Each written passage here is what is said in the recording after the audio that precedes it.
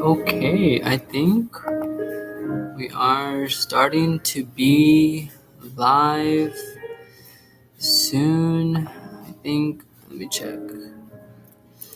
Man, I forgot how to go live again. Let's check.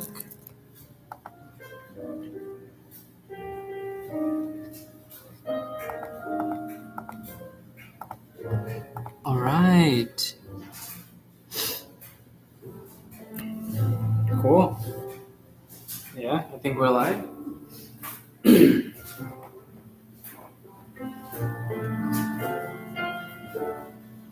What's good? What's poppin', guys? It's your boy Justin Nami, back at it again with another live video. I know we don't have as many people right now, but sooner or later, 102 or 101 people are soon to be showing up. I mean, that is how many subscribers I have, so I mean, it has to happen, right? That's how it works, right? So we'll just wait a couple seconds, a couple minutes, maybe even an hour before more people start coming in. Oh, thanks, Nick. What a guy. I remember our great times together.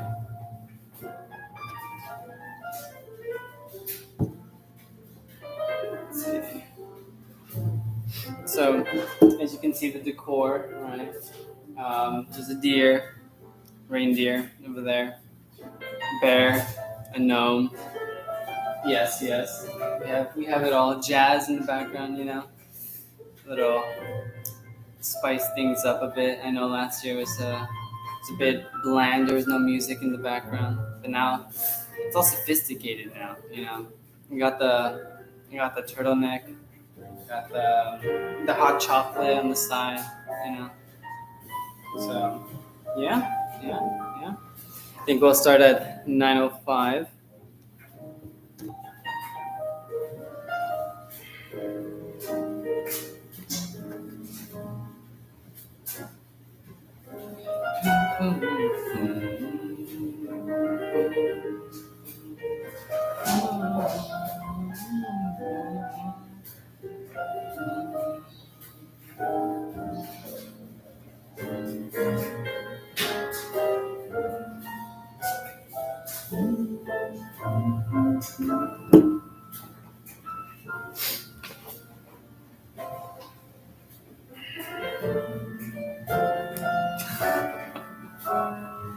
Oh my gosh. This year is not going to be that big, the book reading, so hopefully it only lasts an hour or two. I mean, it's not that thick of a book, so yeah.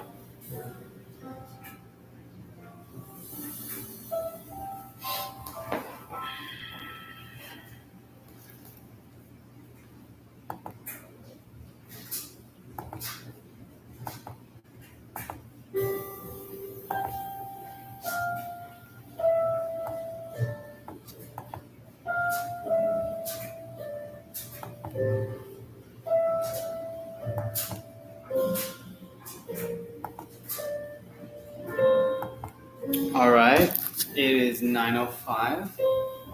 So the first book, or the book that I'm going to be reading, is the Communist Manifesto. Actually, I've never read this book, so I'm coming in blank slate.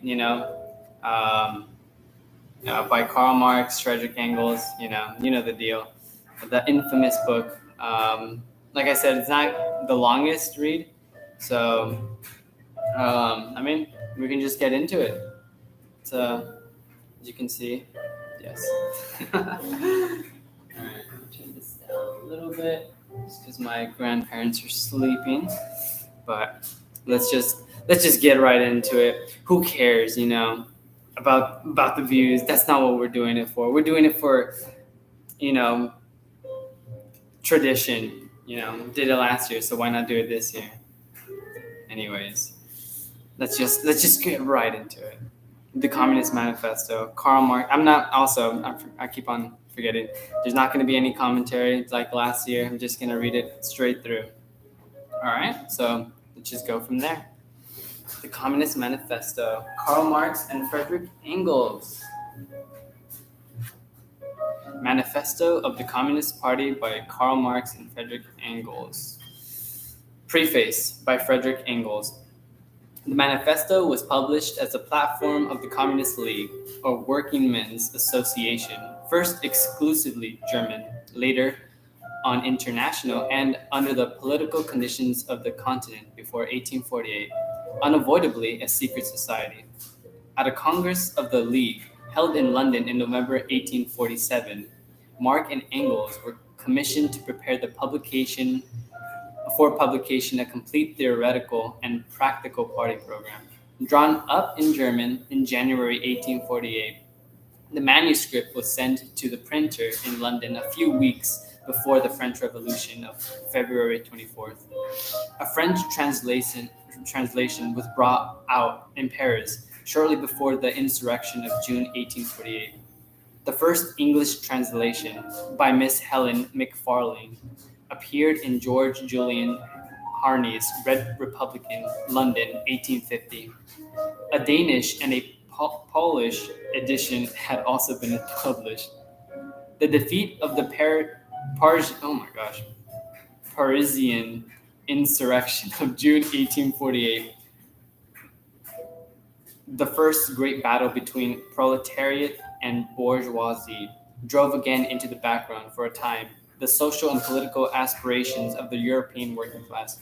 Thenceforth, the struggle for supremacy was again, as it had been before the Revolution of February, solely between different sections of the propertied class. The working class was reduced to a fight for political elbow room and to the position of extreme wing of the middle class radicals.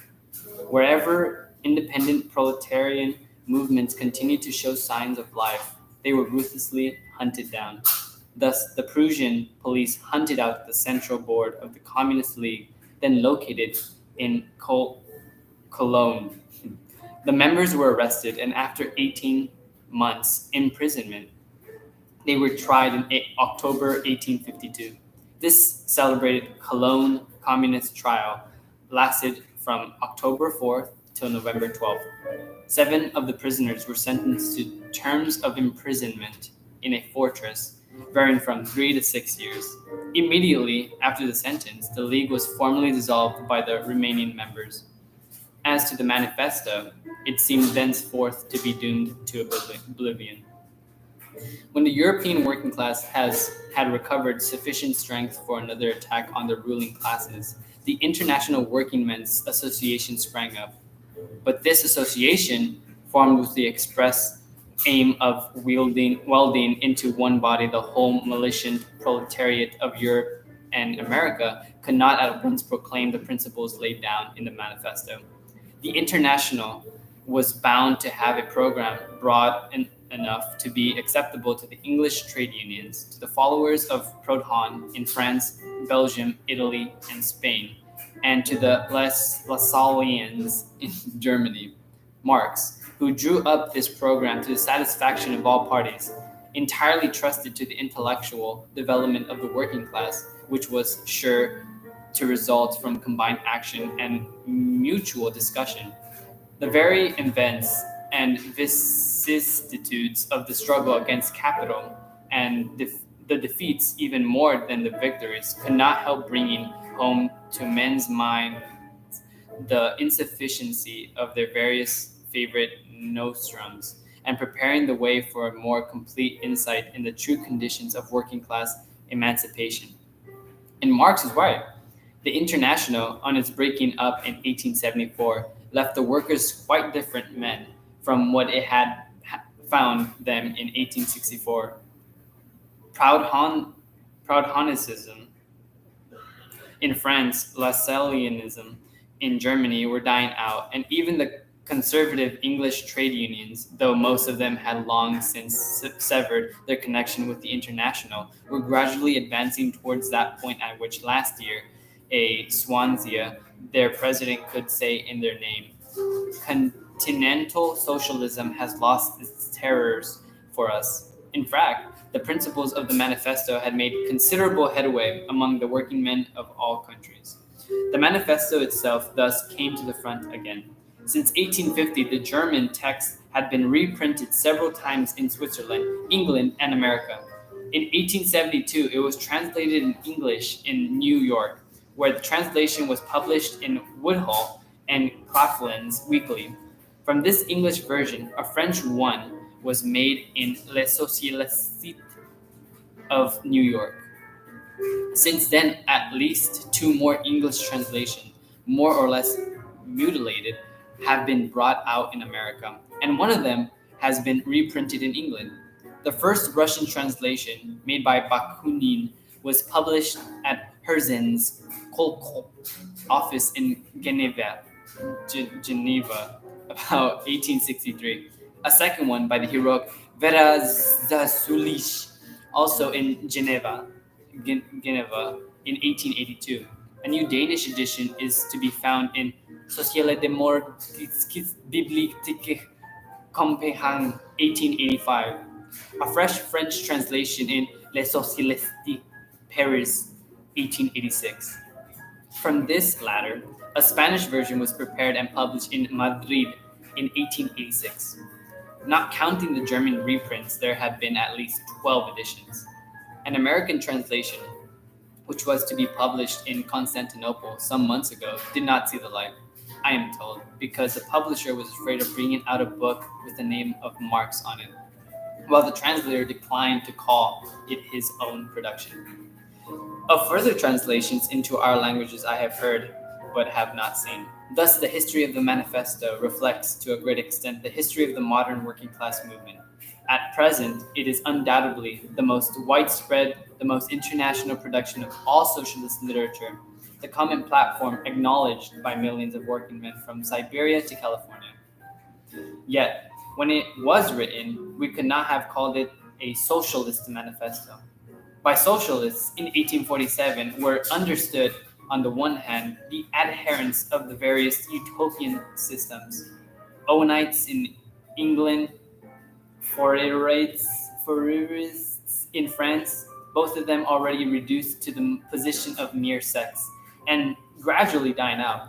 On the other hand, the most multifarious social quacks, who by all manners of tinkering profess to redress, without any danger to capital and profit, all sorts of social grievances, in both cases men outside the working class movement, and looking rather to the educated class for support. Whatever portion of the working class had become convinced of the insufficiency of mere political revolutions, and had proclaimed the necessity of a total social change, called itself communist. It was a crude, rough-hewn, purely instinctive sort of communism. Still, it touched the cardinal point and was powerful enough amongst the working class to produce the utopian communism of Cabet in France and of Wetling in Germany. Thus, in 1847, socialism was a middle-class movement, communism a working-class movement. Socialism was, on the continent, at least respectable. Communism was the very opposite. And as our notion, from the very beginning, was that the emancipation of the working class must be the act of the working class itself, there could be no doubt as to which of the two names we must take. Moreover, we have ever since been far from repudiating it. The manifesto being our joint production, I consider myself bound to state that the fundamental proposition which forms its nucleus belongs to Marx. That proposition is that in every historical epoch, the prevailing mode of economic production and exchange, and the social organization necessarily following from it, form the basis upon which is built up, and from which alone can be explained the political and intellectual history of the epoch, that consequently the whole history of mankind, since the dissolution of primitive tribal society, holding land in common ownership, has been a history of class struggles, contests between exploiting and exploited, ruling and oppressed classes. That the history of these class struggles form a series of evolutions in which nowadays a stage has been reached where the exploited and oppressed class, the proletariat, cannot attain the emancipation from the sway of the exploiting and ruling class, the bourgeoisie, without at the same time, and once and for all, emancipating society at large from all exploitation, oppression, class distinctions, and class struggles.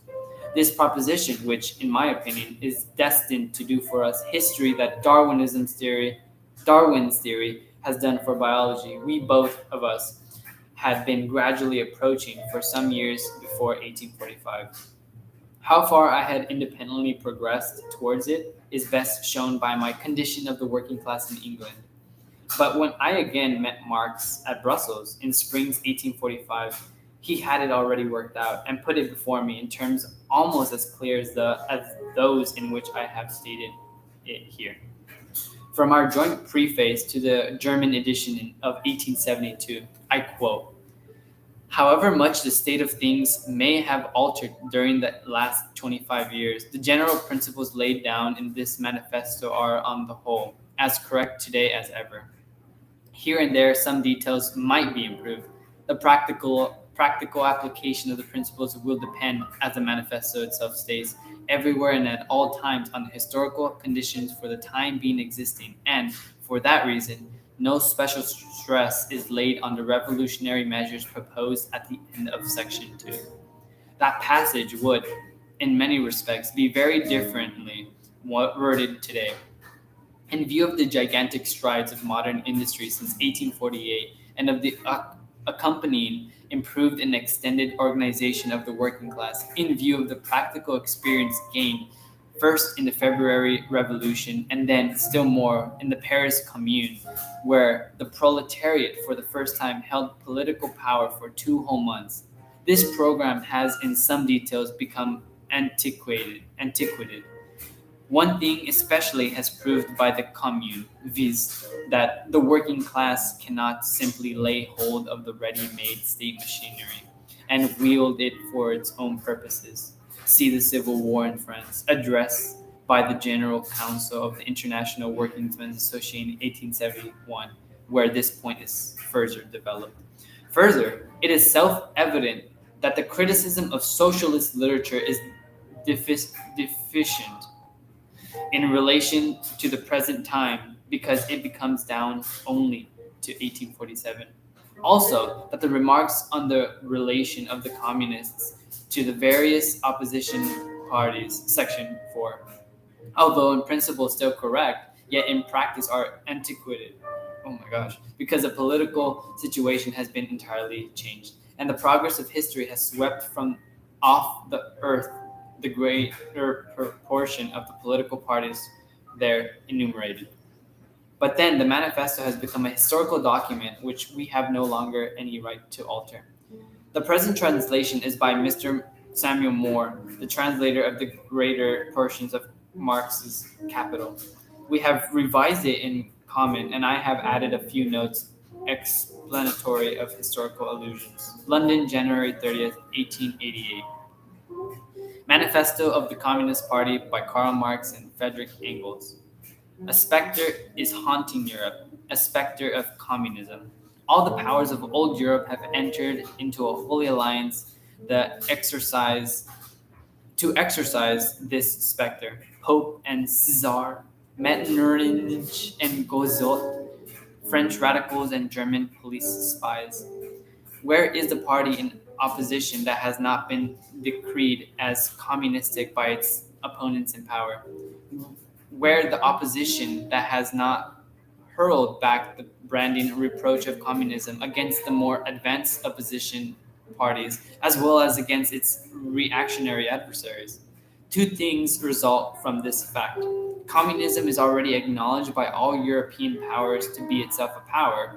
And two, it is high time that communists should openly, in the face of the whole world, publish their views, their aims, their tendencies, and meet this nursery tale of the specter of communism with a manifesto of the party itself.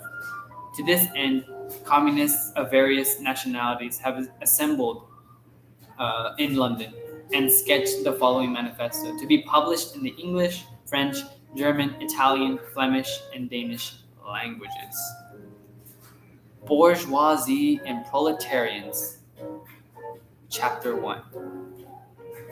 The history of all hitherto existing society is the history of the class struggles. Free man and slave, patrician and plebeian, lord and serf, guildmaster and journeyman, in a word, oppressor and oppressed, stood in constant opposition to one another, carried on an uninterrupted, now hidden, now open fight, a fight that each time ended either in revolutionary reconstitution of society at large or in the common ruin of the contending classes. In the earlier epochs of history, we find almost everywhere a complicated arrangement of society into various orders, a manifold gradation of social rank. In ancient Rome, we have patricians, knights, plebeians, slaves. In the Middle Ages, feudal lords, vassals, guildmasters, journeymen, apprentices, serfs. In almost all of these classes, again, subordinate gradations. The modern bourgeoisie society that has sprouted from the ruins of feudal society has not done away with class antagonisms. It has but established new classes, new conditions of oppression, new forms of struggle in place of the old ones.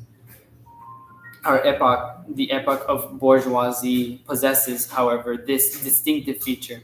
It has simplified the class antagonisms. Society as a whole is more and more splitting up into two great hostile camps, into two great classes directly facing each other, bourgeoisie and proletariat. From the serfs of the Middle Ages sprang the chartered burghers of the earliest towns. From the burgesses, the first elements of the bourgeoisie were developed. The discovery of America, the rounding of the Cape, opened up fresh ground for the rising bourgeoisie. The East Indian and Chinese markets, the colonization of America, trade with the colonies, the increase in the means of exchange and in commodities generally gave the commerce to navigation, to industry, an impulse never before known, and thereby to the revolutionary element in the tottering feudal society, a rapid development. The feudal system of industry in which industrial production was monopolized by closed guilds now no longer sufficed for the growing wants of the new markets. The manufacturing system took its place. The guild masters were pushed aside by the manufacturing middle class. Division of labor between the different corporate guilds vanished in the face of division of labor in each single workshop. Meantime, the markets kept ever growing, the demand ever rising. Even manufacture no longer sufficed. Thereupon, steam and machinery revolutionized industrial production. The place of manufacture was taken by the giant modern industry. The place of industrial middle class by industrial millionaires, the leaders of whole industrial armies, the modern bourgeoisie, or bourgeois. Modern industry has established the world market for which the discovery of America paved the way. This market has given an immense development to commerce, to navigation, to communication by land. This development has, in its turn, reacted on the extension of industry, and in proportion as industry, commerce, navigation, railways extended in the same proportion, the bourgeoisie developed, increased its capital, and pushed into the background every class handed down from the Middle Ages. We see, therefore, how the modern bourgeoisie is itself the product of a long course of development, of a series of revolutions in the modes of production and of exchange. Each step in the development of the bourgeoisie was accompanied by a corresponding political advance of that class. an oppressed class under the sway of the feudal nobility, it became an armed and self-governing association in a medieval commune. Here, independent urban republic, as in Italy and Germany, their taxable third estate of the monarchy, as in France. Afterwards, in the period of manufacture proper, serving either the semi-feudal or the absolute monarchy as a counterpoise against the nobility, and in fact, cornerstone of the great monarchies in general. The bourgeoisie has at last, since the establishment of modern industry and of the world market, conquered for itself, in the modern representative state, exclusive political sway. The executive of the modern state is but a committee for managing the common affairs of the whole bourgeoisie. The bourgeoisie has played a most revolutionary role in history. The bourgeoisie, wherever it has got the upper hand, has put an end to all feudal, patriarchal, idyllic relations. It has pitilessly torn asunder the motley feudal ties that bond man to his natural superiors, and has left no other bond between man and man than naked self-interest, than callous cash payment. It has drowned the most heavenly ecstasies of religious fervor, of chivalrous enthusiasm, of Philistine sentimentalism in the icy water of egotistical calculation. It has resolved personal worth in exchange value, and in place of the numberless indefeasible chartered freedoms, has set up the single inconceivable freedom, free trade. In one word, for exploitation veiled by religious and political illusions, it has substituted naked, shameless, direct, brutal exploitation. The bourgeoisie has stripped of its halo every occupation hitherto honored and looked up to with reverent awe. It has converted the physician, the lawyer, the priest, the poet, the man of science into its paid wage laborers.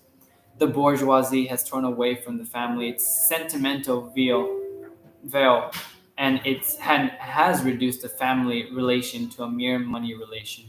The bourgeoisie has disclosed how it came to pass that the brutal display of vigor in the Middle Ages, which reactionaries so much admire, found its fitting complement in the most slothful indolence.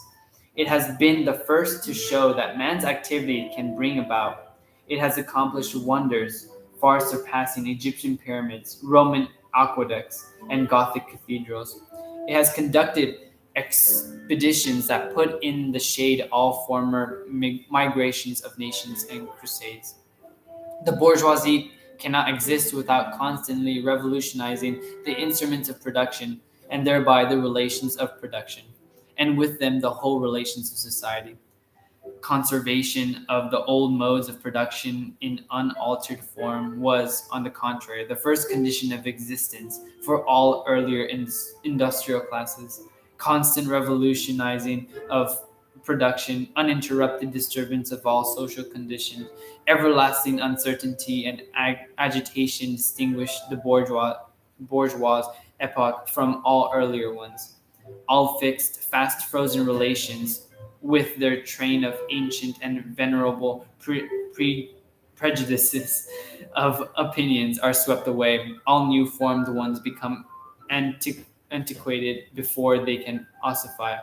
All that is solid melts into air. All that is holy is profaned, and man is at last compelled to face with sober senses his real conditions of life and his relations with his kind. The need of a constantly expanding market for its products chases the bourgeoisie over the whole surface of the globe. It must nestle everywhere, settle everywhere, establish connections everywhere. The bourgeoisie has, through its exploitation of the world market, given a cosmopolitan character to production and consumption in every country. To the great chagrin of reactionaries, it has drawn from under the feet of industry the national guard on which it stood. All old established national industries have been destroyed or are daily being destroyed. They are dislodged by new industries whose introduction becomes a life and death question for all civilized nations by industries that no longer work up indigenous raw material, but raw material drawn from the remotest zones, industries whose products are consumed not only at home, but in every quarter of the globe. In place of the old wants satisfied by the production of the country, we find new wants, requiring for their satisfaction the products of distant lands and climes. In place of the old local and national seclusion and self-sufficiency, we have intercourse in every direction, universal interdependence of nations. And as in material, so also in intellectual production. The intellectual creations of individual nations become common property. National one-sidedness and narrow-mindedness become more and more impossible. And from the numerous national and local literatures, there arises a world literature. The bourgeoisie, by the rapid improvement of all instruments of production, by the immensely facilitated means of communication, draws all nations, even the most barbarian, into civilization. The cheap prices of its commodities are the heavy artillery with which it batters down all Chinese walls, with which it forces the barbarians' intensely obstinate hatred of foreigners to capitulate. It compels all nations, on pain of extinction, to adopt the bourgeois mode of production. It compels them to introduce what it calls civilization into their midst, i.e., to become bourgeois themselves. In a word, it creates a world after its own image.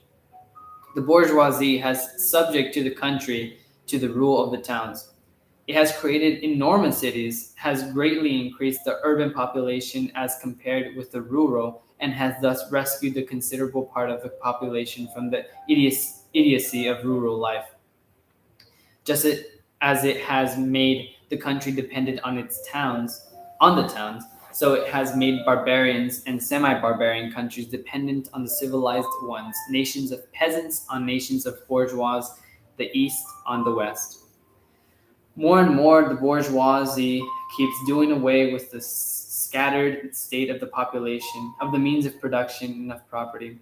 It has agglomerated population, centralized means of production, and has concentrated property in a few hands. The necessary consequence of this was political centralization. Independent or but loosely connected provinces with separate interests, laws, governments, and systems of taxation became lumped together into one nation with one government, one code of laws, one national class interest, one frontier, and one customs tariff. The bourgeoisie, during its rule of scarce 100 years, has created more massive and more colossal productive forces than have all preceding generations together. Subjection of nature's forces to man, machinery, application of chemistry to industry and agriculture, steam navigation, railways, electric telegraphs, clearing of whole continents of forced cultivation, canalization of rivers, whole populations conjured out of the ground. What earlier century had even a presentiment that such productive forces slumbered in the lap of social labor? We see then that the means of production and of exchange, which served as the foundation for the growth of the bourgeoisie, were generated in feudal society. At a certain stage in development of these means of production and of exchange, the conditions under which feudal society produced and exchanged, the feudal organization of agriculture and manufacturing industry, in a word, the feudal relations of property became no longer compatible with the already developed productive forces. They became so many fetters. They had to be burst asunder. They were burst asunder. Into their place stepped free competition, accompanied by a social and political constitution adapted to it, and by the economic and political sway of the bourgeois class. A similar movement is going on before our own eyes. Modern bourgeois society, with its relations of production, of exchange, and of property, a society that has conjured up such gigantic means of production and of exchange, is like the sorcerer who is no longer able to control the powers of the nether world, whom he has called up by his spells. For many a decade past, the history of industry and commerce is but the history of the revolt of modern productive forces against modern conditions of production, against the property relations that are the conditions for the existence of the bourgeois and of the class. It is enough to mention the commercial crisis that by their periodical return put the existence of the entire bourgeois society on trial, each time more threateningly. In these crises, a great part not only of the existing products, but also of the previously created productive forces are periodically destroyed. In these crises, there breaks out an epidemic that in all earlier epochs could have seemed an absurdity, the epidemic of overproduction. Society suddenly finds itself put back into a state of momentary barbarianism. It appears as if a universal war of devastation had cut off the supply of every means of subsistence. Industry and commerce seem to be destroyed. And why? Because there is too much civilization, too much means of subsistence, too much industry, too much commerce. The productive forces at the disposal of society no longer tend to further the development of the condition of the bourgeois property. On the contrary, they have become too powerful for these conditions by which they are fettered, and no sooner do they overcome these fetters than they bring disorder into the whole bourgeois society, endanger the existence of the bourgeois society.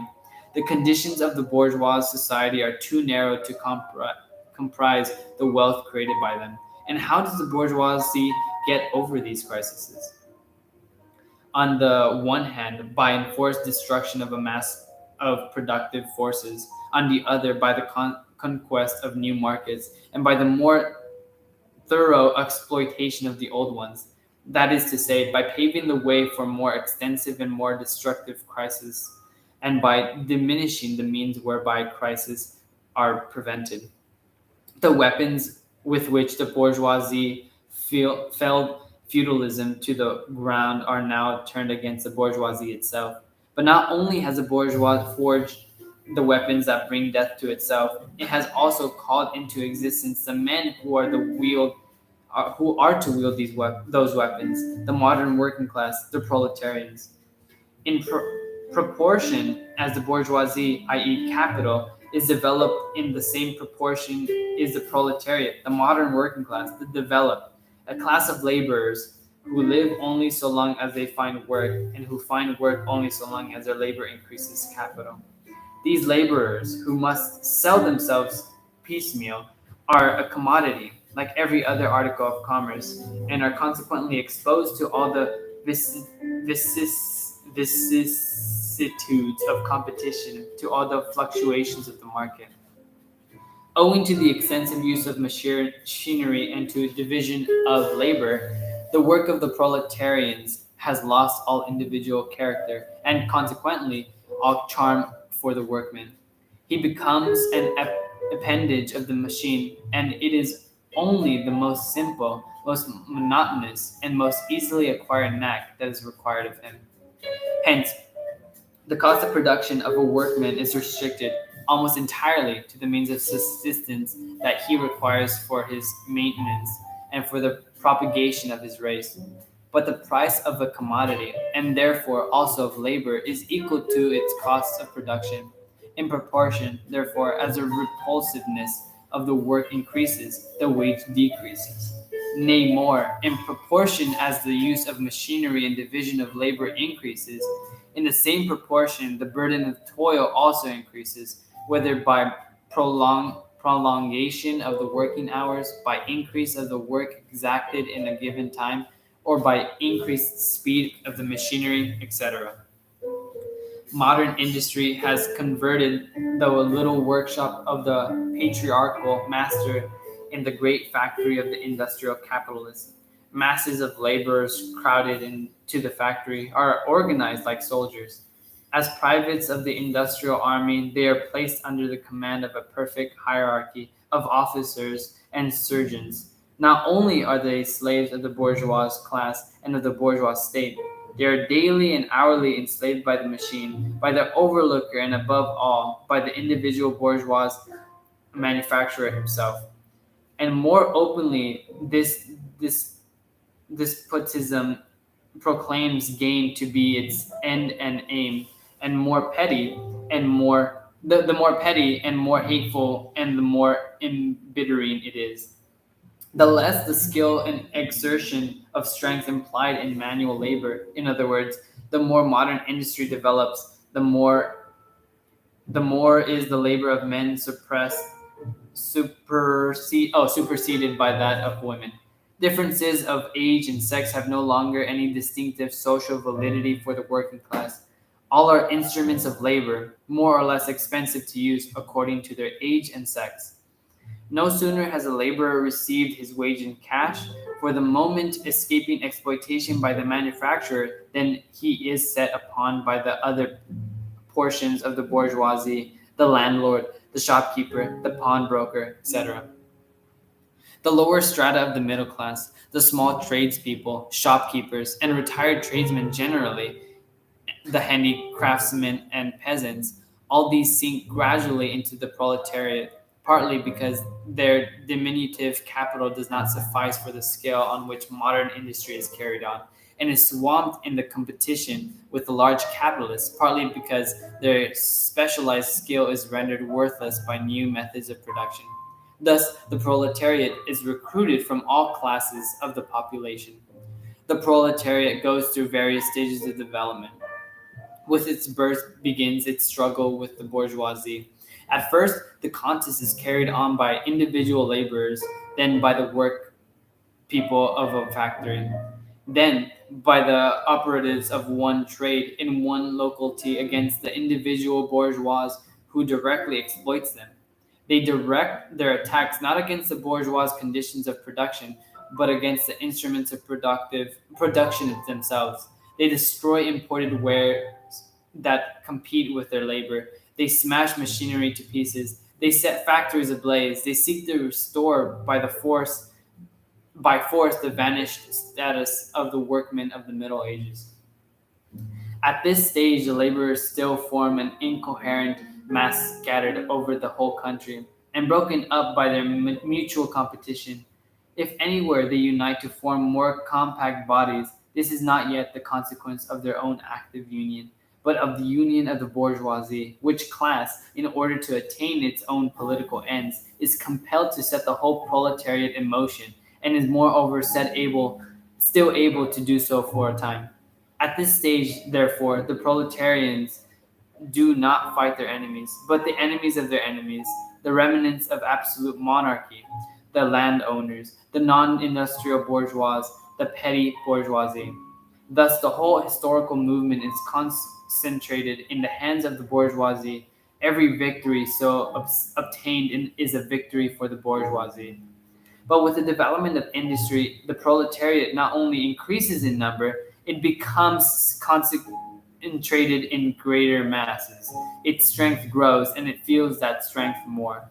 The various interests and conditions of life within the ranks of the proletariat are more and more equalized in proportion as machinery obliterates all distinctions of labor and nearly everywhere reduces wages to the same low level.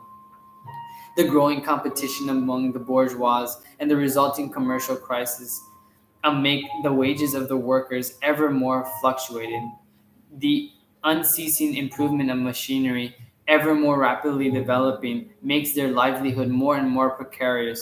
The collisions between individual workmen and individual bourgeois take more and more character of collisions between two classes. Thereupon, the workers begin to form combinations, trade unions, against the bourgeoisie. They club together in order to keep up the rate of wages. They found permanent associations in order to make provision beforehand for these occasional revolts. Here and there, the contest breaks out into riots. Now and then, the workers are victorious, but only for a time. The real fruit of their battle lies not in the immediate result, but in the ever expanding union of the workers. This union is furthered by the improved means of communication which are created by modern industry. and which placed the workers of different localities in contact with one another. It was just this contact that was needed to centralize the numerous local struggles, all of the same character, into one national struggle between classes. But every class struggle is a political struggle, and the union to attain which the burghers of the Middle Ages, with their miserable highways, required centuries, the modern proletarians, thanks to railways, achieved in a few years. This organization of the proletarians into a class and consequently into a political party is continually being upset by the competition between the workers themselves. But it ever rises up again, stronger, firmer, mightier. It compels legislative recognition of particular interests of the workers by taking advantage of the divisions among the bourgeoisie itself. Thus, the 10-hour bill in England was carried. Altogether, collisions between the classes of the old society furthered the course of development of the proletariat in many ways. The bourgeoisie finds itself involved in a constant battle, at first with the aristocracy, later on with those portions of the bourgeoisie itself whose interests have become antagonistic to the progress of industry. At all times, with the bourgeoisie of foreign countries, in all these battles, it sees itself compelled to appeal to the proletariat, to ask for its help, and thus to drag it into the political arena. The bourgeoisie itself, therefore, supplies the proletariat with its own elements of political and general education. In other words, it furnishes the proletariat with weapons for fighting the bourgeoisie. Further, as we have already seen, entire sections of the ruling classes are, by the advance of industry, precipitated into the proletariat and are at least threatened in their conditions of existence. These also supply the proletariat with fresh elements of enlightenment and progress. Finally, in times when the class struggle nears the decisive hour, the process of disillusion going on within the ruling class, in fact, within the whole range of the whole society, assumes such a violent, glaring character that a small section of the ruling class cuts itself adrift and joins the revolutionary class, the class that holds the future in its hands.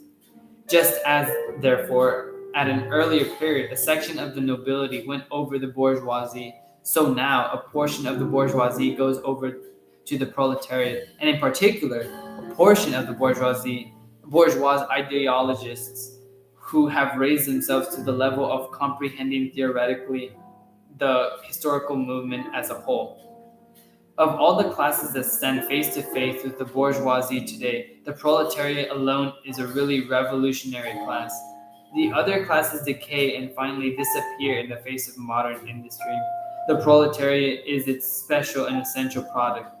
The lower middle class, the small manufacturer, the shopkeeper, the artisan, the peasant, all these fight against the bourgeoisie to save from extinction their existence as fractions of the middle class. They are, therefore, not revolutionary, but conservative. Nay, more, they are reactionary, for they try to roll back the wheel of history. If by chance they are revolutionary, they are so only in view of their impending transfer into the proletariat. They thus defend not their present, but their future interest. They desert their own standpoint to adopt that of the proletariat. The dangerous class, the social scum, l'empenproletariat, that passively rotting mass thrown off by the lowest layers of old society, may, here and there, be swept into the movement by a proletariat revolution. Its conditions of life, however, prepare it far more for the part of a bribed tool of reactionary intrigue. The social conditions of the old society no longer exist for the proletariat. The proletarian is without property. His relation to his wife and his children has no longer anything in common with bourgeois family relations, modern industrial labor, modern subject to capital, the same in England as in France, in America as in Germany, has stripped him of every trace of national character. Law, morality, religion are to him so many bourgeois prejudices, behind which lurk in ambush just as many bourgeois interests. All the preceding classes that got the upper hand sought to fortify their already acquired status by subjecting society at large to their conditions of appropriation. But proletarians cannot become masters of the productive forces of society except by abolishing their own previous mode of appropriation and thereby also every other previous mode of appropriation. They have nothing of their own to secure and to fortify. Their mission is to destroy all previous securities for the insurance of individual property. All previous historical movements were movements of minorities or in the interests of minorities. The proletarian movement is the self-conscious, independent movement of the immense majority in the interest of the immense majority. The proletariat, the lowest stratum of our present society, cannot stir, cannot raise itself up without the whole superincumbent strata of official society being sprung into the air. Though not in substance, yet in form, the struggle of the proletariat with the bourgeoisie is at first a national struggle.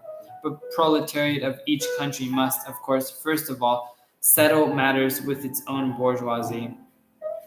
In depicting the most general phases of the development of the proletariat, we trace the more or less violent civil war raging within existing society up to the point where that war breaks out into open revolution and where the violent overthrow of the bourgeoisie lays the foundation for the sway of proletariat. Hitherto, every form of the society has been based, as we have already seen, on the antagonism of oppressing and oppressed classes. But in order to oppress a class, certain conditions must be assured to it under which it can, at least, continue in its slavish existence. The serf, in the period of serfdom, raised himself to membership in the commune, just as the petty bourgeois, under the yoke of feudal absolutism, managed to develop into a bourgeois. The modern laborer, on the contrary, instead of rising with the progress of industry, sinks deeper and deeper below the conditions of existence of his own class. He becomes a pauper, and pauperism develops more rapidly than population and wealth. And here it becomes evident that the bourgeoisie is unfit any longer to be the ruling class in society and to impose its conditions of existence upon society as an overriding law. It is unfit to rule because it is incompetent to assure an existence to its slaves within his slavery, because it cannot help letting him sink into such a state that it has to feed him instead of being fed by him. Society can no longer live under this bourgeoisie. In other words, its existence is no longer compatible with society. The essential condition for the existence and sway of the bourgeois class is the formation and augmentation of capital. The condition for capital is wage labor. Wage labor rests exclusively on the competition between the laborers. The advance of industry, whose involuntary promoter is the bourgeoisie, replaced the isolation of the laborers due to competition by the revolutionary combination due to association. The development of modern industry, therefore, cuts from under its feet the very foundation on which the bourgeoisie produces and appropriates products. What the bourgeoisie, therefore, produces, above all, are its own gravediggers. Its fall and the victory of the proletariat are equally inevitable.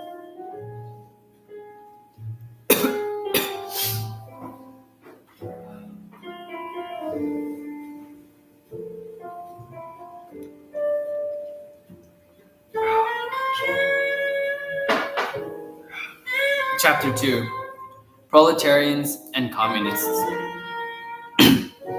In what relation do the communists stand to the proletarians as a whole? The communists do not form a separate party opposed to other working class parties. They have no interests separate and apart from those of the proletariat as a whole. They do not set up any sectarian principles of their own by which to shape and mold the proletarian movement. The communists are distinguished from the other working class parties by this only. In the national struggles of the proletarians of the different countries, they point out and bring to the front the common interests of the entire proletariat independently of all nationality. In the various stages of development which the struggle of the working class against the bourgeoisie has to pass through, they always and everywhere represent the interests of the movement as a whole. The communists, therefore, are on the one hand practically and most advanced and resolute section of the working class parties of every country, that section which pushes forward all others. On the other hand, theoretically, they have over the great mass of the proletariat the advantage of clearly understanding the line of march, the conditions, and the ultimate general results of the proletarian movement. The immediate aim of the communists is the same as that of all the other proletarian parties: formation of the proletariat into a class, overthrow the bourgeois supremacy, conquest of political power by the proletariat. The theoretical conclusions of communists are in no way based on ideas or principles that have been invented or discovered by this or that would-be universal reformer. They merely express in general terms actual relations springing from an existing class struggle, from a historical movement going on under our very eyes. The abolition of existing property relations is not at all a distinctive feature of communism. All property relations in the past have continually been subject to historical change consequent upon the change in historical conditions. The French Revolution, for example, abolished feudal property in favor of bourgeois property. The distinguishing feature of communism is not the abolition of property generally, but the abolition of bourgeois property.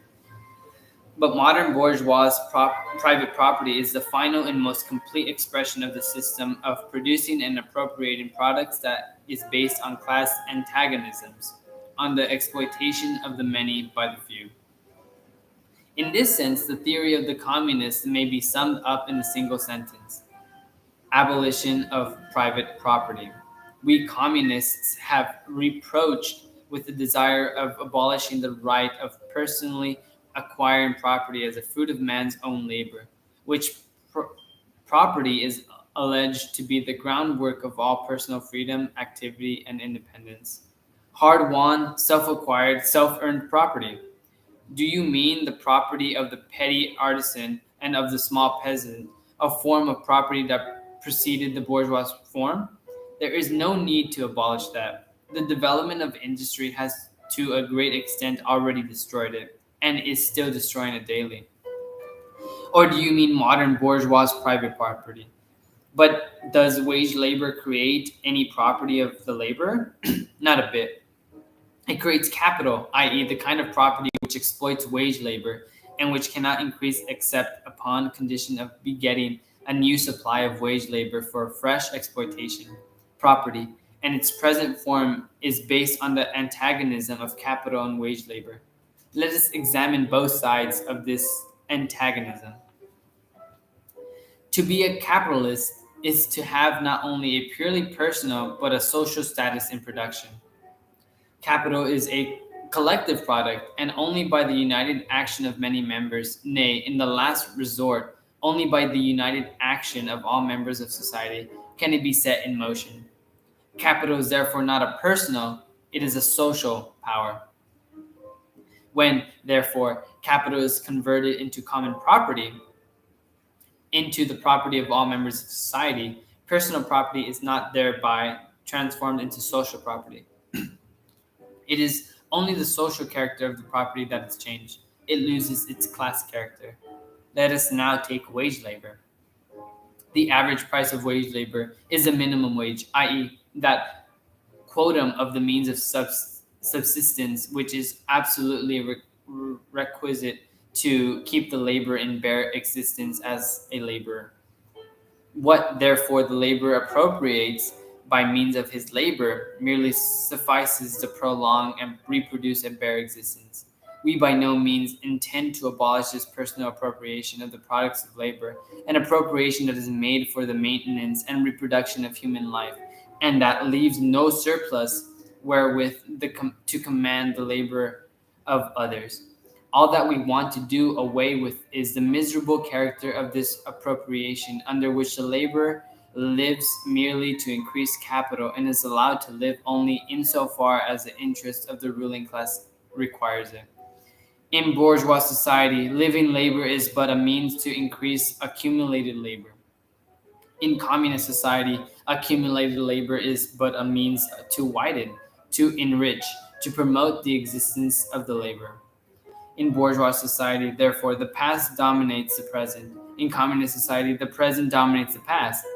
In bourgeois society, capital is independent and has individuality, while the living person is dependent and has no individuality. And the abolition of this state of things is called by the bourgeois abolition of the individuality and freedom. And rightly so. The abolition of bourgeois individuality, bourgeois independence, and bourgeois freedom is undoubtedly aimed at. By freedom is meant, under the present bourgeois conditions of the production, free trade, free selling, and buying. But if selling and buying disappears, free selling and buying disappears also. This talk about free selling and buying, and all the other brave words of our bourgeoisie about freedom in general, have a meaning, if any, only in contrast with this restricted selling and buying, with the fettered traders of the Middle Ages, but have no meaning when opposed to the communist abolition of buying and selling, of the bourgeois conditions of production, and of the bourgeoisie itself. You are horrified at our intending to do away with private property, but in your existing society, private property is already done away with for 9/10 of the population. Its existence for the few is solely due to its non-existence in the hands of those 9/10. You reproach us, therefore, with intending to do away with the form of property. The necessary condition for those existence is the non-existence of any property for the immense majority of society. In a word, you reproach us with intending to do away with your property. Precisely so. That is just what we intend. From the moment when labor can no longer be converted into capital, money, or rent, into a social power capable of being monopolized, i.e., from the moment when individual property can no longer be transformed into bourgeois property, into capital, from that moment, you say, individuality vanishes. You must therefore confess that by individual you mean no other person than the bourgeois, than the middle class owner of property. This person must indeed be swept out of the way and made impossible. Communism deprives no man of the power to appropriate the products of society. All that it does is to deprive him of the power to subjugate the labor of others by means of such appropriation. It has been objected that upon the abolition of private property, all work will cease and universal laziness will overtake us. According to this, bourgeois society ought long to have gone to the dogs through sheer idleness. For those of its members whose work acquire nothing and those acquire anything do not work. The whole of this objection is but another expression of the tautology. There can no longer be any wage labor when there is no longer any capital. All objections urged against the communist mode of producing and appropriating material products have, in the same way, been urged against the communist modes of producing and appropriating intellectual products. Just as to the bourgeois, the disappearance of class property is a disappearance of production itself, so the disappearance of class culture is to him identical with the disappearance of all culture. That culture, the loss of which he laments, is, for the innumerous majority, a mere training to act as a machine. But do not wrangle with us so long as you apply to our intended abolition of bourgeois property, the standard of our bourgeois notions of freedom, culture, law, etc. Your very ideas are but the outgrowth of the conditions of your bourgeois production and bourgeois property, just as your jurisprudence is but the will of your class made into a law for all. a will whose essential character and direction are determined by the economic conditions of existence of your class. The selfish misconception that induces you to transform into eternal laws of nature and of reason, the social forms springing from your present mode of production and form of property, historical relations that rise and disappear in the progress of production. This misconception you share with every ruling class that has preceded you. What you see clearly in the case of ancient property, what you admit in the case of feudal property, you are, of course, forbidden to admit in the case of your own bourgeois form of property. Abolition of the family. Even the most radical flare up at this infamous proposal of the communists. On what foundation is the present family, the bourgeois family, based? On capital, on private gain.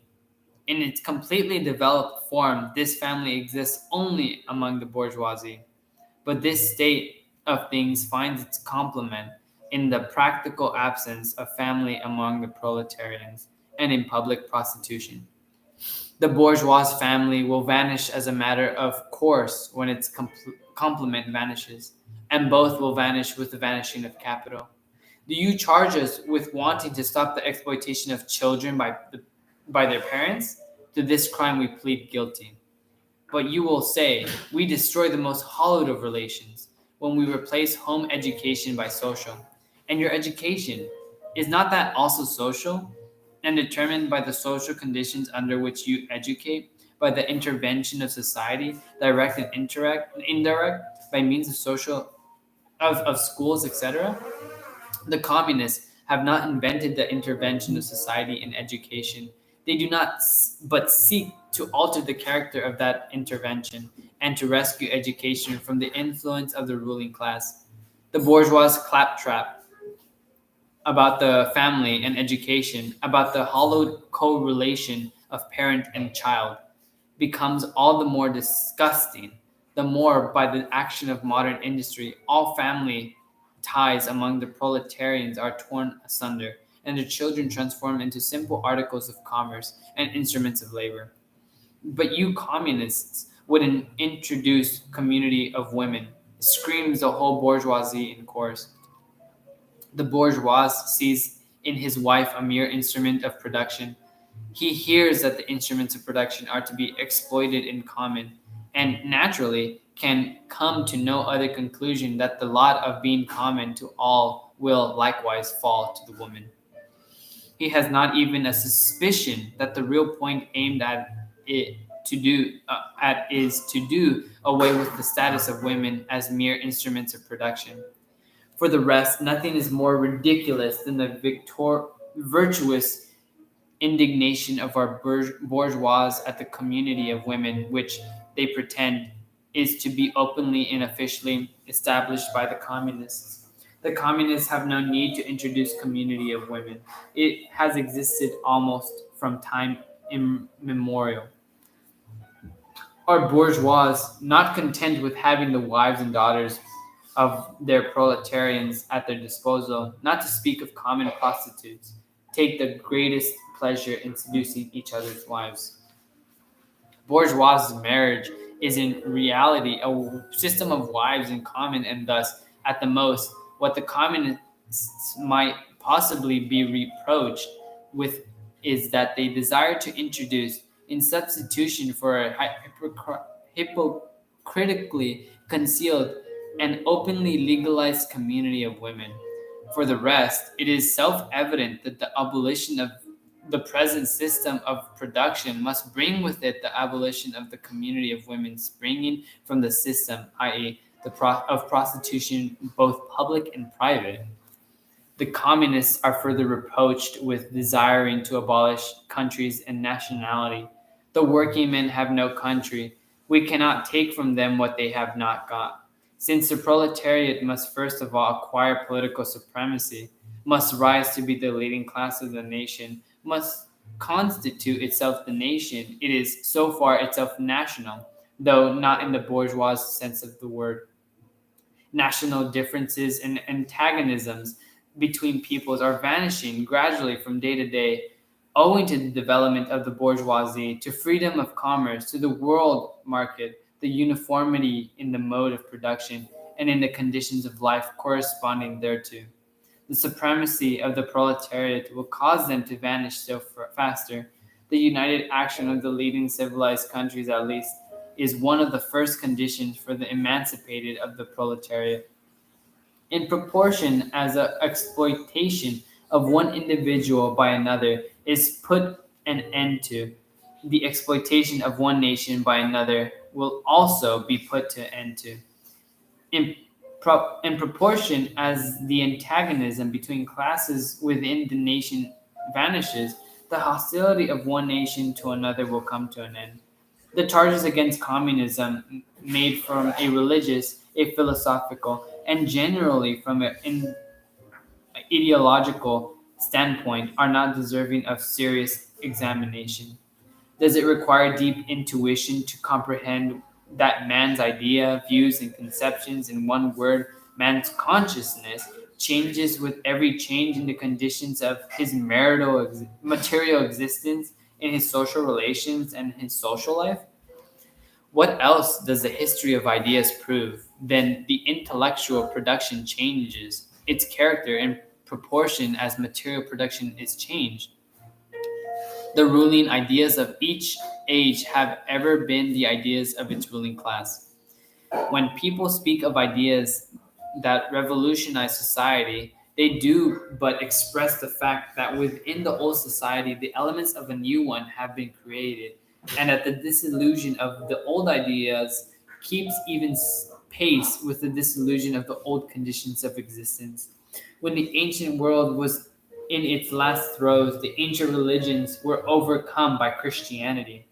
When Christian ideas succumbed in the 18th century to rationalist ideas, feudal society fought its death battle with the then revolutionary bourgeoisie. The ideas of religious liberty and freedom of conscience merely gave expression to the sway of free competition within the domain of knowledge.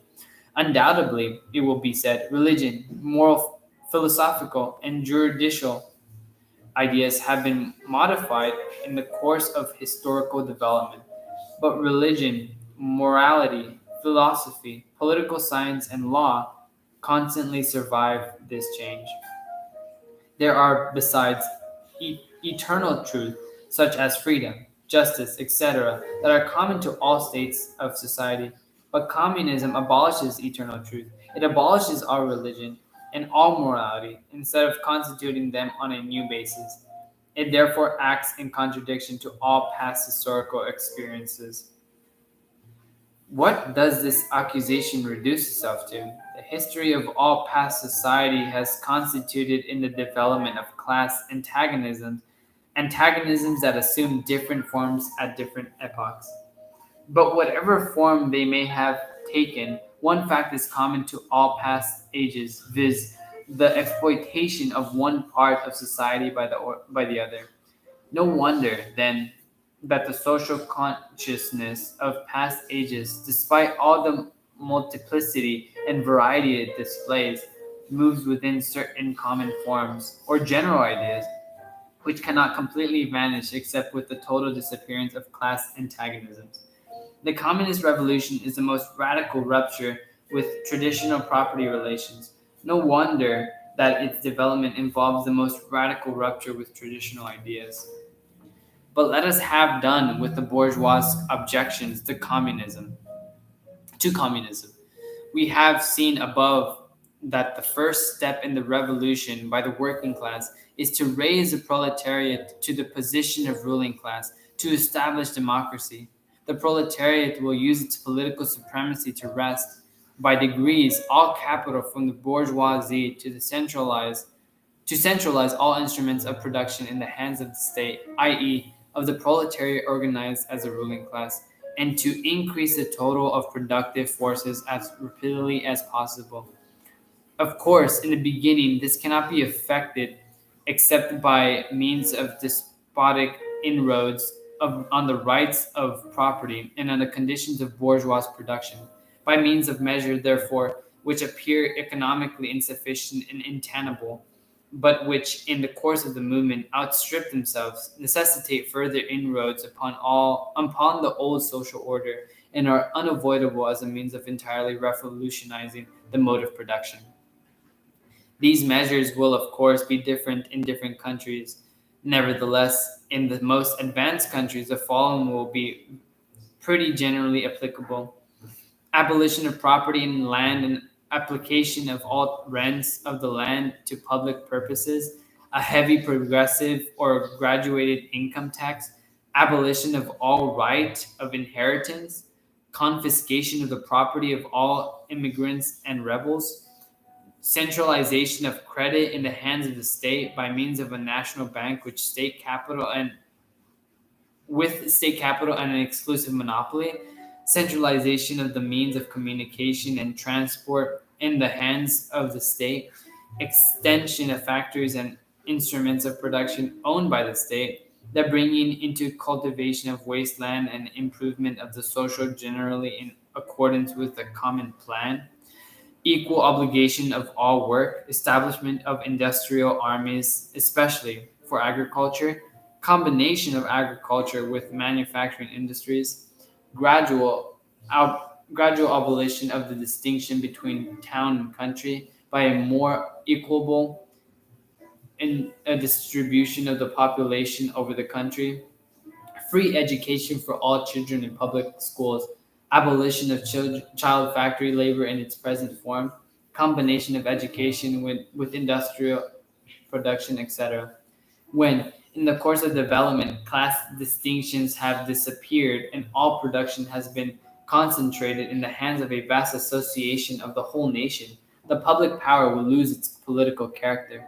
Political power, properly so called, is merely the organized power of one class for oppressing another if the proletariat during its contest with the bourgeois is compelled, by the force of the circumstances, to organize itself as a class. If, by means of a revolution, it makes itself the ruling class and, as such, sweeps away by force the old conditions of production, then it will, along with these conditions, have swept away the conditions for the existence of class antagonisms and of classes generally, and will thereby have abolished its own supremacy as a class. In place of the old bourgeois society, with its classes and class antagonisms, we shall have an association in which the free development of each is the condition for the free development of all. 3. Chapter 3. Socialist and Communist Literature. 1. Reactionary Socialism. A. Feudal Socialism. Owing to their historical position, it became the vocation of the aristocracies of France and England to write pamphlets against modern bourgeois society. In the French Revolution of July 1830 and in the English Reform agitation, these aristocracies again succumbed to the hateful upstart. Thenceforth, a serious political struggle was altogether out of the question. A literary battle alone remained possible. But even in the domain of literature, the old cries of the Restoration period had become impossible. In order to arouse sympathy, the aristocracy was obliged to lose sight, apparently, of its own interests and to formulate its indictment against the bourgeoisie in the interest of the exploited working class alone. Thus, the aristocracy took its revenge by singing lampoons against its new master and whispering in his ear sinister prophecies of coming catastrophe. In this way arose feudal socialism, half lamentation, half lampoon, half echo of the past, half menace of the future. At times, by its bitter, witty, and incisive criticism, striking the bourgeoisie to the very heart's core, but always ludicrous in its effect through total incapacity to comprehend the march of modern history. The aristocracy, in order to rally the people to them, waved the proletarian alms bag in front for a banner. But the people, as often as it joined them, saw on their hindquarters the old feudal coats of arms and deserted with loud and irreverent laughter. One section of French legitimists and Young England exhibited this spectacle. In pointing out that their mode of exploitation was different from that of the bourgeoisie, the feudalists forgot that they exploited under circumstances the conditions that were quite different and that are now antiquated. In showing that under their rule the modern proletariat never existed, they forgot that the modern bourgeoisie is a necessary offspring of their own form of society. For the rest, so little do they conceal the reactionary character of their criticism that their chief accusation against the bourgeoisie amounts to this: that under the bourgeois regime, a class is being developed, which is destined to cut up root and branch the old order of society. What they upbraid the bourgeoisie with is not so much that it creates a proletariat as that it creates a revolutionary proletariat. In political practice, therefore, they join in all coercive measures against the working class, and in ordinary life, despite their high faultin phrases, they stoop to pick up the golden apples dropped from the street of industry, and to barter truth, love, and honor for traffic in wool, beetroot sugar, and potato skirts. As the parson has never gone hand in hand with the landlord, so has clerical socialism with feudal socialism. Nothing is easier than to give Christian asceticism a socialist ting. Has not Christianity declaimed against private property, against the marriage, against the state? Has it not preached in the place of these charity and poverty, celibacy and mortification of the flesh, monastic life and mother church? Christian socialism is but the holy water with which the priest consecrates the heart burnings of aristocratic. B. Petty bourgeois socialism. The feudal aristocracy was not the only class that was ruined by the bourgeoisie, not the only class whose conditions of existence pined and perished in the atmosphere of modern bourgeois society. The medieval burgesses and the small peasant proprietors were the precursors of the modern bourgeoisie. In those countries which are but little developed industrially and commercially, these two classes still vegetate side by side with the rising bourgeoisie. In countries where modern civilization has become fully developed, a new class of petty bourgeois has been formed, fluctuating between the proletariat and bourgeoisie, and ever renewing itself as a supplementary part of the bourgeois society. The individual members of this class, however, are being constantly hurled down into the proletariat by the action of competition, and as modern industry develops, they even see the moment approaching when they will completely disappear as an independent section of modern society, to be replaced in manufacturers, agriculture, and commerce by overlookers, bailiffs, and shopmen. In countries like France, where the peasants constitute far more than half of the population, it was natural that writers who sided with the proletariat against the bourgeoisie should use in their criticism of the bourgeois regime the standard of the peasant and petty bourgeois, and from the standpoint of these intermediate classes should take up the cudgels for the working class. Thus arose petty bourgeois socialism. Sismondi was the head of this school, not only in France but also in England. This school of socialism dissected with great acuteness the contradictions and conditions of modern production. It laid bare the hypocritical apologies of economists. It proved incontrovertibly the disastrous effects of machinery and division of labor, the concentration of capital and land in a few hands, overproduction and crisis. It pointed out the inevitable ruin of the petty bourgeois and peasant, the misery of the proletariat, the anarchy in production, the crying inequalities in the distribution of wealth, the industrial war of extermination between nations, the dissolution of old moral bonds, of the old family relations, of the old nationalities. In its positive aims, however, this form of socialism aspires either to restoring the old means of production and of exchange, and with them the old property relations and the old society, or the cramp, or to cramping the modern means of production and of exchange within the framework of the old property relations that have been and were bound to be exploded by those means. In either case, it is both reactionary and utopian. Its last words are corporate guilds for manufacture, patriarchal relations in agriculture. Ultimately, when stubborn historical facts had dispersed all intoxicating effects of self deception, this form of socialism ended in a miserable fits of blues. German, or true socialism.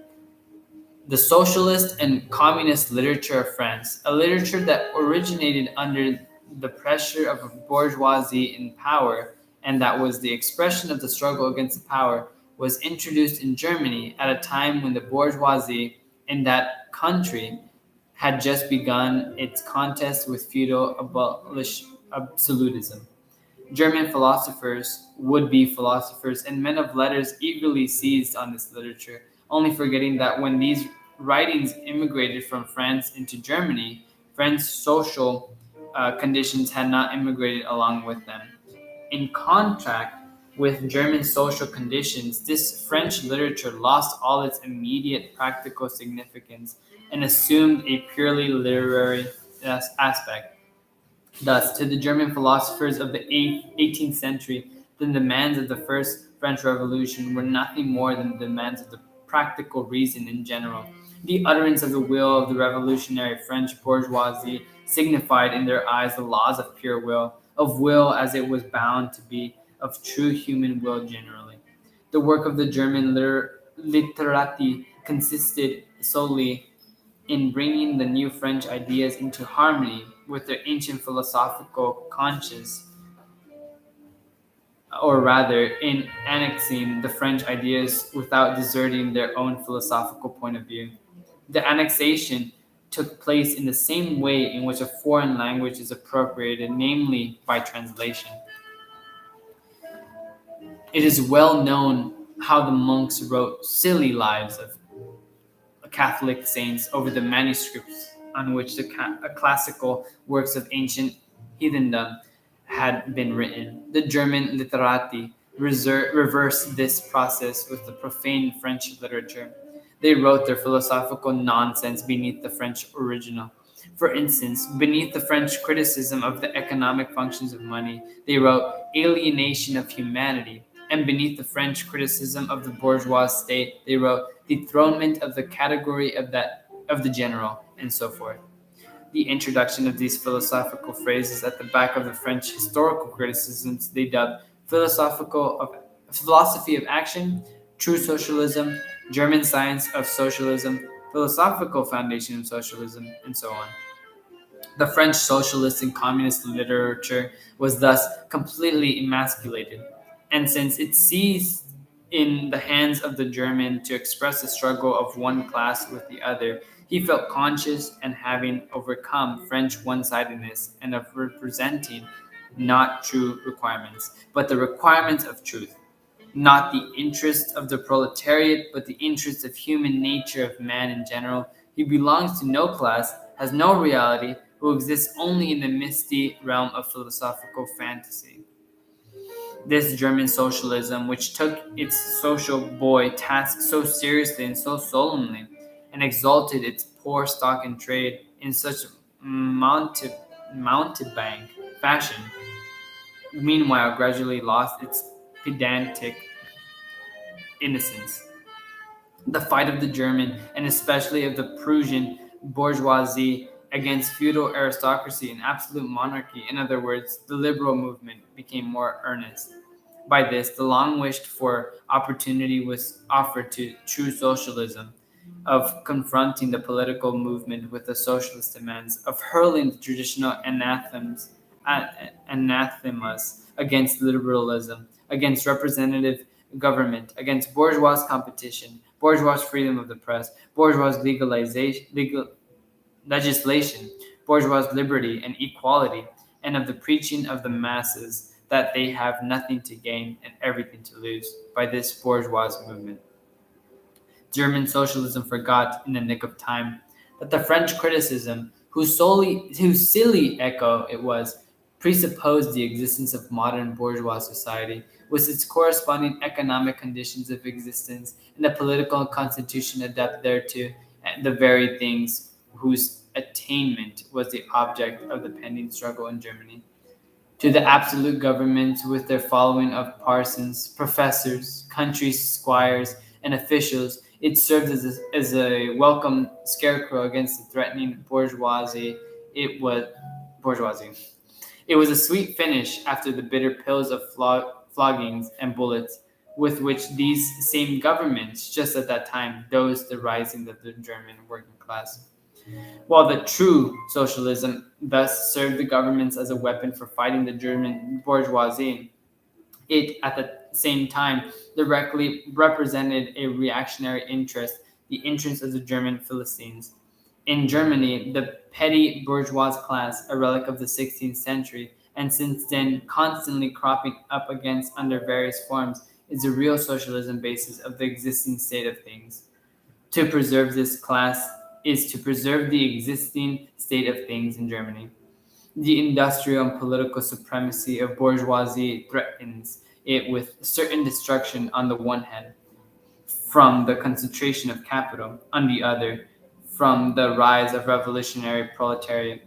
True socialism appeared to kill these two birds with one stone.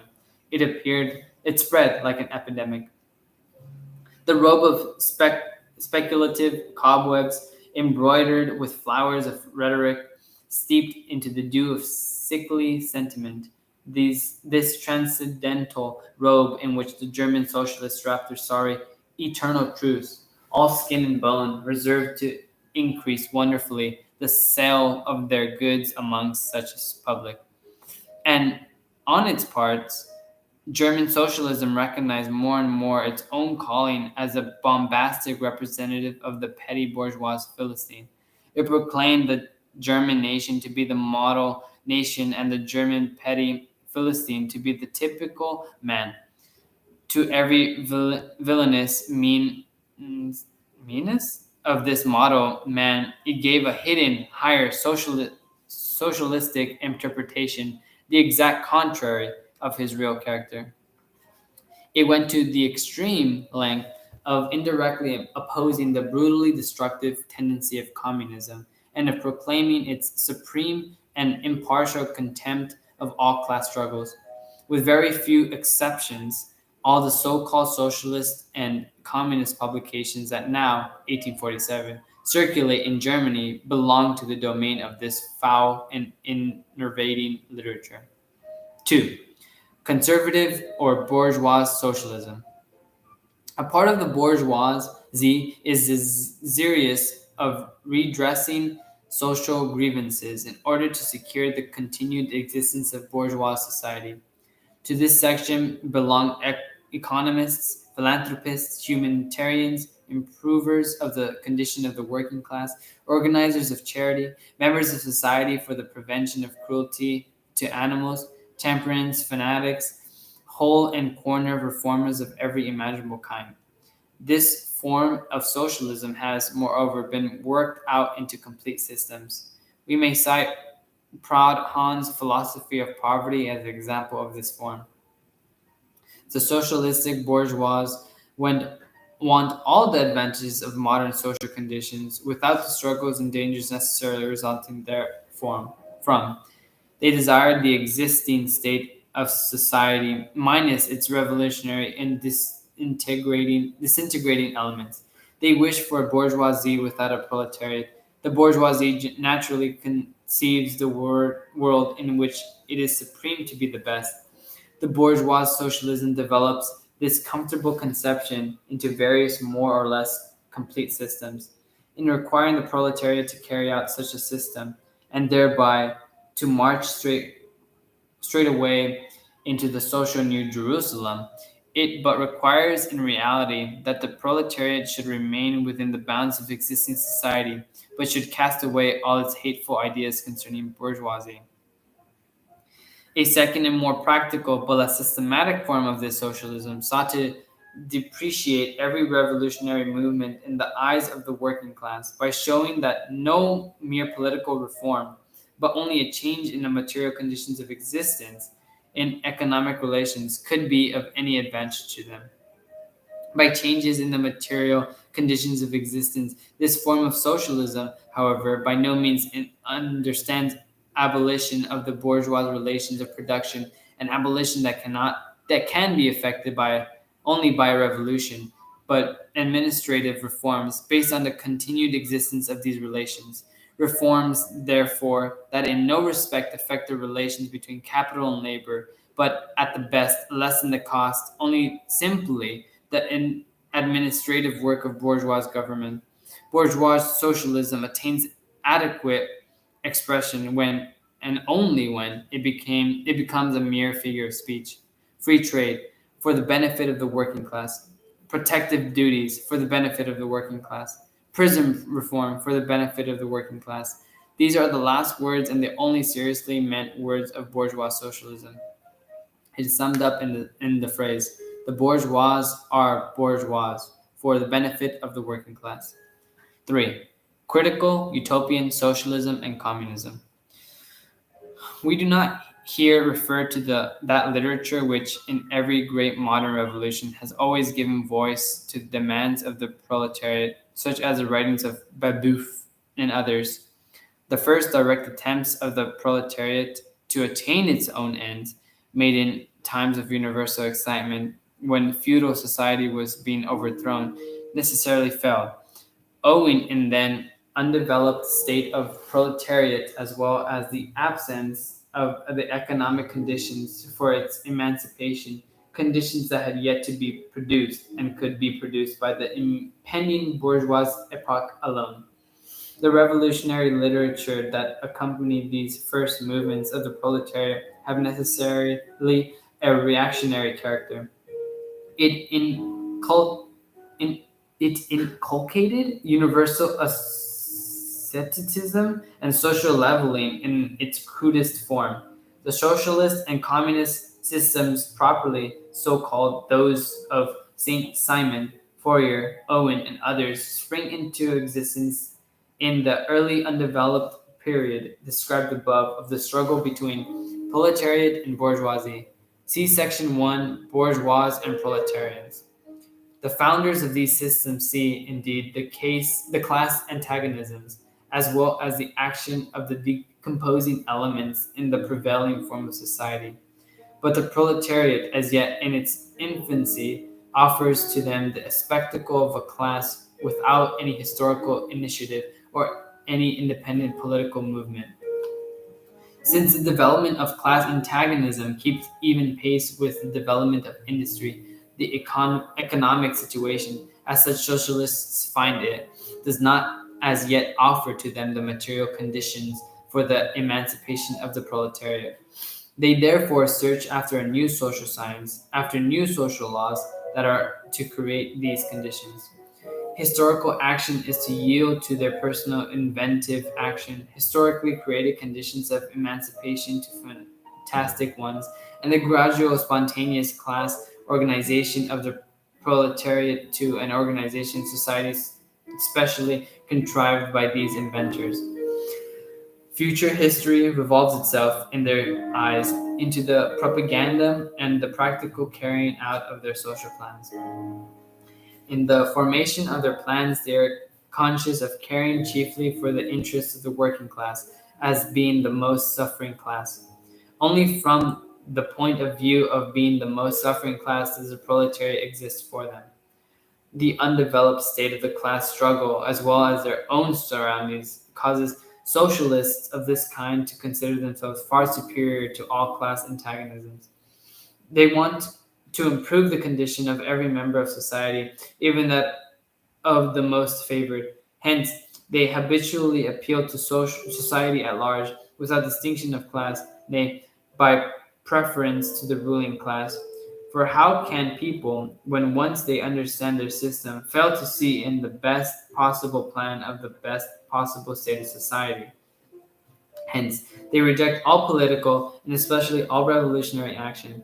They wish to attain their ends by peaceful means and to endeavor by small experiments, necessarily doomed to failure, and by the force of example, to pave the way for a new social gospel. Such, such fantastic pictures of future society, painted at the time when the proletariat is still in a very undeveloped state and has but a fantastic conception of its own position, correspond with the first instinctive yearnings of that class for a general reconstruction of society. But these socialist and communist writings contain also a critical element. They attack every principle of existing society. Hence, they are full of the most valuable materials for the enlightenment of the working class. The practical measures proposed in them, such as the abolition of the distinction between town and country, abolition of the family, of private gain, and of the wage system, the proclamation of social harmony, the conversion of the functions of the state into a mere superintendence of production. All these proposals point solely to the disappearance of class antagonisms, which were at the time only just cropping up, and which in these publications are recognized in their earliest distinct and undefined forms only. These proposals, therefore, are of a purely utopian character. The significance of critical utopian socialism and communism bears an inverse relation to historical development. In proportion as the modern class struggle develops and takes definite shape, this fantastic standing apart from the contest, these fantastic attacks on it, lose all practical value and all theoretical justification. Therefore, although the originators of these systems were in many respects revolutionary, their disciples have in every case formed mere reactionary sects. They hold fast by the original views of their masters in opposition to the progressive historical development of the proletariat. They therefore endeavor, and the consistently to deem the class struggle and to reconcile the class antagonisms. They still dream of experimental realization of their social utopias, of founding isolated phalansteres, of establishing home colonies, or setting up a little Icaria, pocket editions of the New Jerusalem, and to realize all these castles in the air. They are compelled to appeal to the feelings and purses of the bourgeois. By degrees, they sink into the category of reactionary conservative socialists, depicted above, differing from these only by more systematic pedantry and by their fanatical and superstitious belief in the miraculous effects of their social science. They, therefore, violently oppose all political action on the part of the working class. Such action, according to them, can only result from blind unbelief in the new gospel. The Owenides of England and the Fourierists in France, respectively, opposed Carists and the Reformists. Chapter 4. Position of the Communists in relation to the various existing opposition parties. Section 2 has made clear the relations of the Communists to the existing working class parties, such as the Carists in England and the Agrarian Reformers in America. The Communists fight for the attainment of the immediate aims for the enforcement of the momentary interests of the working class, but in the movement of the present, they also represent and take care of the future of that movement.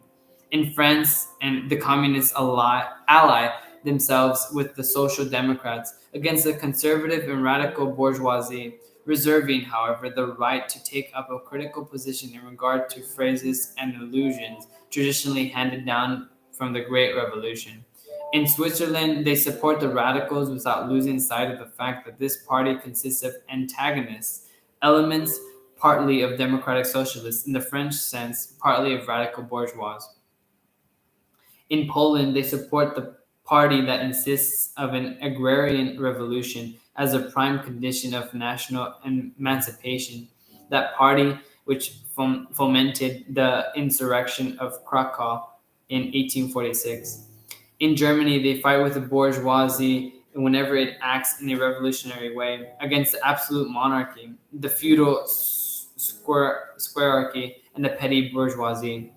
But they never cease for a single instance to instill into the working class the clearest possible recognition of the hostile antagonism between bourgeoisie and proletariat, in order that the German workers may straight away use as so many weapons against the bourgeoisie and social and political conditions that the bourgeoisie must necessarily introduce, along with its supremacy, and in order that after the fall of the reactionary classes in Germany, the fight against the bourgeoisie itself may immediately begin.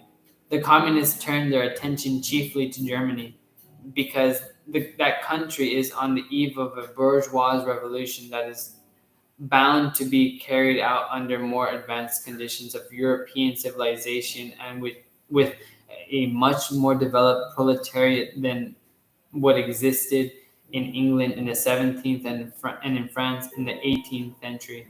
And because the bourgeois revolution in Germany will be but the prelude to an immediately following proletarian revolution. In short, the communists everywhere support every revolutionary movement against the existing social and political order of things. In all these movements, they bring to the front, as the leading question in each case, the property question, no matter what its degree of development at the time. Finally, they labor everywhere for the union and agreement of the democratic parties of all countries. The communists disdain to conceal their views and aims. They openly declare that their ends can be attained only by the forcible overthrow of all existing social conditions.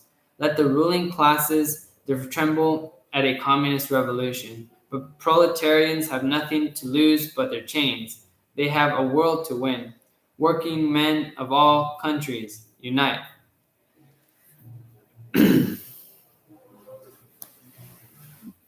Oh my gosh. And that is it. That is the Communist Manifesto. Wow. That's very, oh my gosh. What an interesting, very interesting book.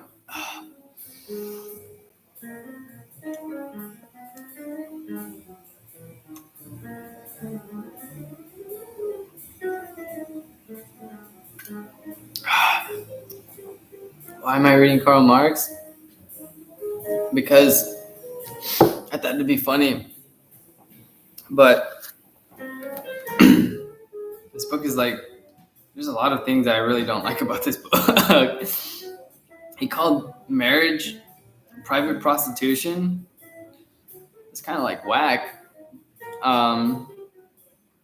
He also like, where there's a part where